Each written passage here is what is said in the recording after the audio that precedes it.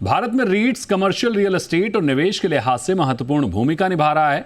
देश में 4 लिस्टेड रीट्स हैं जिनका एरिया कवरेज लगभग 122 मिलियन वर्ग फीट है। एसेट अंडर मैनेजमेंट यानी AUM लगभग 1,40,000 करोड़ का है। 2.5 लाख से अधिक यूनिट होल्डर्स हैं। एक रिपोर्ट के मुताबिक लिस्टिंग से अब तक करीब 18,000 करोड़ का डिविडेंड बांटा गया है रीट्स के जरिए। वित्त वर्ष 2025 की पहली तिमाही में सभी लिस्टेड रीट्स ने 1,371 करोड़ का डिविडेंड दिया है। जून 2024 तक रीट्स का मार्केट कैपिटलाइजेशन 87,000 करोड़ से अधिक है। कुछ और रीट्स इन पाइपलाइन हैं जो आने वाले समय में हमें लिस्ट होती हुई दिखेंगी। रीट्स पर काफी बात हुई, लोग अब इसे एक सुरक्षित निवेश की तरह से देख भी रहे हैं। GCCs यानी ग्लोबल कैपेबिलिटी सेंटर्स पर जिस तरह से फोकस बढ़ा है उसकी वजह से रीट्स का भविष्य और उज्जवल दिख रहा है। तो काफी कुछ आंकड़े मैंने आपको शेयर किए हैं, लेकिन इसको और बारीकी से समझते हैं। हमारे साथ हैं mister Alok Agarwal, board member of Indian REITs association and CEO और MD हैं Brookfield India real estate trust के। तो सबसे पहले आलोक सर, बहुत स्वागत है आपका जी बिजनेस पर। मेरा पहला सवाल ये होगा कि देश में रीट्स के बाजार की मौजूदा स्थिति क्या है और फ्यूचर में इसे कैसे बढ़ता हुआ देख रहे हैं? इंडिया में रीट्स की ग्रोथ काफी एक्सपेक्टेड है और आज की डेट में जो आपने 122 million square feet office area बताया, अभी 275 मिलियन ऑफिस एरिया ऐसा है जो कि ग्रेड ए है। ग्रेड ए से मतलब टॉप क्वालिटी का है, इंस्टीट्यूशनल है और सस्टेनेबिलिटी में टॉप नॉच है, वो भी रेट में आ सकता है। तो ऑफिस ऑफिस में ही रीट 3x हो सकती हैं। रिटेल में about 70 million square feet area है जो कि रीट में जा सकता है, तो वहां भी काफी ग्रोथ एक्सपेक्टेड है। और फिर जब रीट्स मार्केट मैच्योर होगा तो हम उम्मीद करते हैं data centres, residential रीट्स, different type of रीट्स भी एडवेंट होंगी, तो रीट्स का काफी ग्रोथ का स्कोप है। आलोक सर, हमने देखा कि रीट्स ने अब तक जो डिविडेंड दिया है वो BSE के रियल्टी इंडेक्स के मुकाबले 100% से भी अधिक है। 2.5 लाख से अधिक यूनिट होल्डर्स हैं।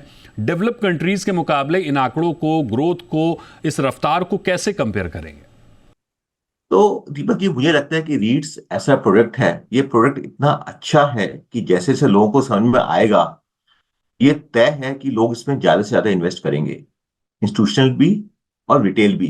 तो रीट से एक्सपेक्टेड ये है, इसमें डेट की भी क्वालिटीज हैं और इक्विटी की क्वालिटीज हैं और 10 से 12% से ज्यादा का रिटर्न पर एनम आएगा।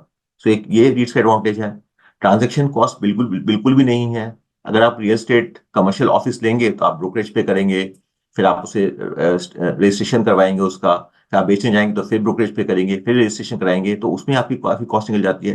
रीट में वो सारी कॉस्ट आपको इनकर नहीं करनी पड़ती है और बहुत सारे फैक्टर्स हैं जिसकी वजह से रीट बहुत अच्छा प्रोडक्ट हो जाता है। स्मॉल अमाउंट आप इन्वेस्ट कर सकते हैं, कमर्शियल ऑफिस पे तो लेना है तो आपको बड़ा अमाउंट इन्वेस्ट करना पड़ेगा। और जो रेगुलेटर हैं उन्होंने रीट्स को इस तरीके से किया है कि रीट्स में इन्वेस्टर्स के जो इंटरेस्ट हैं वो बहुत ज्यादा प्रोटेक्टेड है।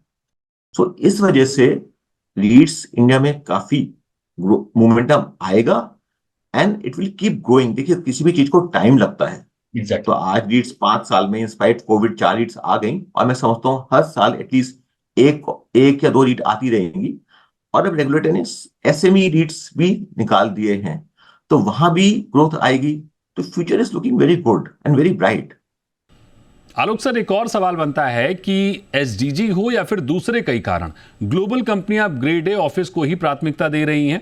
इधर GCCs की भूमिका भी बढ़ी है, तो रीट्स की ग्रोथ के लिए GCCs की भूमिका कितनी महत्वपूर्ण है? अच्छा सवाल है ये। एक तो एडवांटेज इंडिया के संग है कि आउटसोर्सिंग में इंडिया नंबर 1 है, लीडर है। और नंबर 2 बहुत पीछे है। इंडिया का जो मार्केट शेयर है आउटसोर्सिंग में वो 51% है और जो नंबर 2 है, नंबर 3 है, वो बहुत पीछे है वो देश। मैं उनका नाम नहीं लेना चाहूंगा। एक तो ये इसमें एडवांटेज है। दूसरा एडवांटेज ये है कि 5 साल पहले, 10 साल पहले ये कंपनीज इंडिया में इसलिए आ रही थी क्योंकि इंडिया में कॉस्ट एडवांटेज था, इसलिए GCCs इंडिया में आ रही हैं। They are taking more and more space and the quality of this space they take is always grade A, top notch space.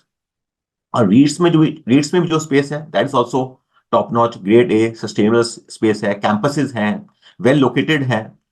GCCs ये स्पेस ले रही हैं and this is being provided largely by REITs. Today most of the REITs have about 35 to 50% occupancy by GCCs. GCCs are playing a very important role right now in the growth of REITs and they will continue to do so for next, I would say, at least 8-10 साल तो करती रहेंगी। Sir, एक और अहम सवाल बनता है कि भले ही शानदार आंकड़े हम देख रहे हैं रीट्स में, लेकिन अभी भी निवेशकों के लिए एक नया वर्टिकल है, अभी भी जानकारी का अभाव है। और क्या चुनौतियां देख रहे हैं आप रीट्स की ग्रोथ में? रीट में थोड़ा सा ये है कि ये इक्विटी है या डेट है, वो थोड़ा सा कंफ्यूजन है। कंफ्यूजन में नहीं है, आई मीन लोग सोचते हैं कि क्या है, इक्विटी या डेट है, बट आई थिंक जैसे जैसे लोग इसको लेंगे, जैसे जैसे लोग इसको समझेंगे, लोगों को इसमें इसकी इसकी एडवांटेजेस मालूम होगी तो ग्रोथ होगी। और एक है कि अभी कुछ रीट्स क्लासिफाई नहीं हो पा रहे हैं एज अ इक्विटी या एज अ डेट।